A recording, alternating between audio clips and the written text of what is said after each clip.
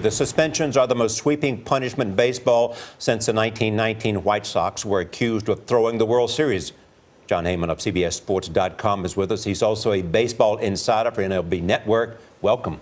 How are you? I'm interested in two quick things. One is how voluminous is the evidence against him so that he got a much more severe sentence than others? Yeah, we think it's pretty extensive. They haven't laid out the entire case, but the suggestion is that he took steroids and HGH in multiple years, 2010, 2011, and 2012.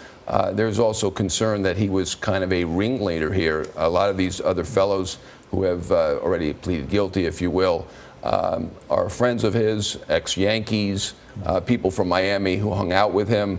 And there's also the suggestion that he may have obstructed the investigation.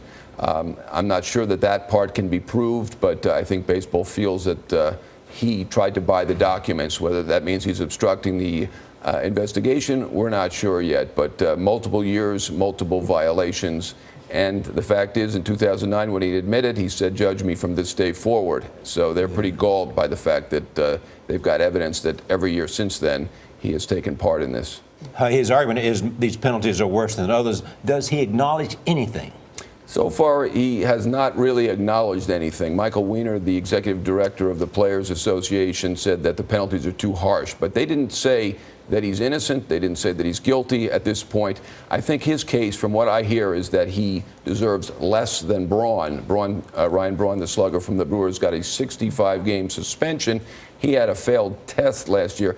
Alex's case is that he has never failed a test, never been suspended before, that the harshest penalty to this date has been 100 games for gentlemen who failed multiple tests. So he's going to say he didn't fail any tests. He deserves less than Braun. That's his case anyway. Will we look back on this day as the day that MLB killed steroid use?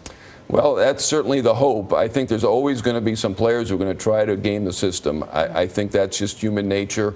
I do think MLB did a terrific job here with a 4-month investigation, and they got 13 guys to agree to these suspensions without one failed test. So that's pretty remarkable. All right, Jon, thank you. And Charlie, I don't think we've seen the end of the case against A-Rod. We'll see more on this.